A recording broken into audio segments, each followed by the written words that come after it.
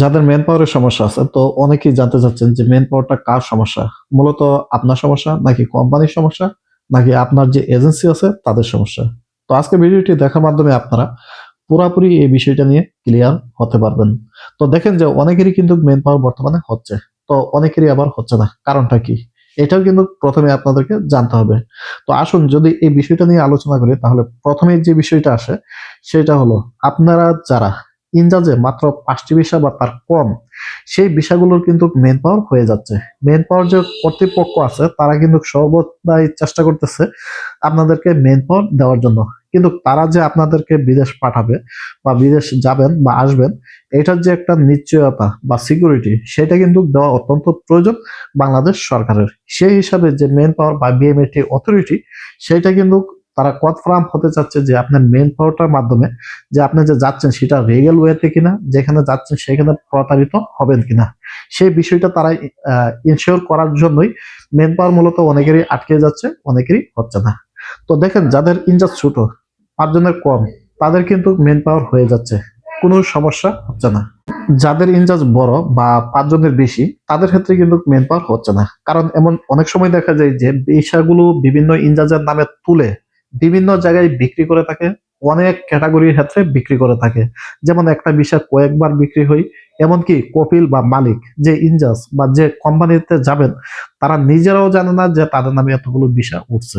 সেক্ষেত্রে যে জটিলতাটা হয় সেটা হলো, আপনি যাওয়ার পরে, সৌদি আরবে আসার পরে যে সমস্যাটাই পড়েন সেটা হলো, আপনার মালিক খুঁজে পান না, কপিল খুঁজে পান না, সঠিক মতো কাজ খুঁজে পান না।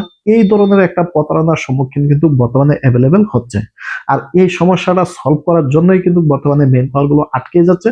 যাদের ইনজাজে 5টার কম, তাদের কিন্তু হয়ে যাচ্ছে, কারণ এই বিষয়ে তাদের মালিক বা কোম্পানি অবহিত আছে যে এই বিষয়গুলো উঠতেছে, তারা কর্মী আনতেছে, তারা কাজ দিতেছে। এবং যাদের ক্ষেত্রে বেশি, তাদের ক্ষেত্রে কিন্তু হচ্ছে না।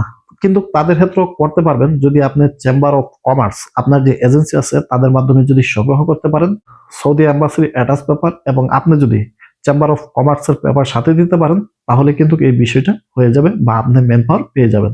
এবং যাদের কম, তাদের ক্ষেত্রে কিন্তু এই সমস্যাগুলোর সম্মুখীন হচ্ছে না। এখন অনেকেই বলতে পারেন যে চেম্বার অফ কমার্স এটা কি? এটা মূলত আপনি যে কোম্পানিতে যাবেন সেইখানে যে আপনার প্রসেস গুলো আছে, যে সেই কোম্পানি আপনাকে নিচ্ছে, কাজ দিবে, এটার একটা শিওর দিচ্ছে তারা, এটার একটা তারা ডকুমেন্ট, লিগ্যাল ডকুমেন্ট দিচ্ছে, যার ফলে আপনি কিন্তু এই পেপারটা যদি জমা দিতে পারেন সেটা কিন্তু হয়ে যাবে। এই পেপারটা যদিও আপনার পক্ষে সংগ্রহ করা সম্ভব না, কিন্তু যাদের মাধ্যমে যাচ্ছেন, যে এজেন্সির গুলোর মাধ্যমে যাচ্ছেন, তারা কিন্তু চাইলে এই পেপারটা আপনার জন্য সংগ্রহ করতে পারে এবং সেটা সহ আপনার জন্য বিএমইটি কর্তৃপক্ষের কাছে জমা দিতে পারে। তো বুঝতে পারছেন, যাদের 5 জনের কম ইনচার্জে আছে তাদের ক্ষেত্রে বর্তমানে মেন পাওয়ার হয়ে যাচ্ছে, কোনো সমস্যা হচ্ছে না। কিন্তু যাদের ইনচার্জে বেশি সংখ্যক বা 5 জনের বেশি, 10 জন 15 জন, যেটা আমরা গ্রুপ ভিসা বলি, সেক্ষেত্রে কিন্তু এই সমস্যাটা এখনো আটকে আছে। যেটা আমি আগেও বলছিলাম যে যাদের ইনচার্জে বেশি সংখ্যক গ্রুপ ভিসা আছে তাদের ক্ষেত্রে আটকে যাচ্ছে, বর্তমানে কিন্তু সেম একই জিনিস হচ্ছে। তো পাশাপাশি আরেকটা জিনিস যেটা, সেটা হলো যে ডোমেস্টিক ওয়ার্কার আছেন, তাদের ক্ষেত্রে কোনো সমস্যা নাই, তাদের ক্ষেত্রে মেন পাওয়ার হচ্ছে, মেন পাওয়ার দেওয়া হচ্ছে, তাদের ক্ষেত্রে কোনো সমস্যা নাই।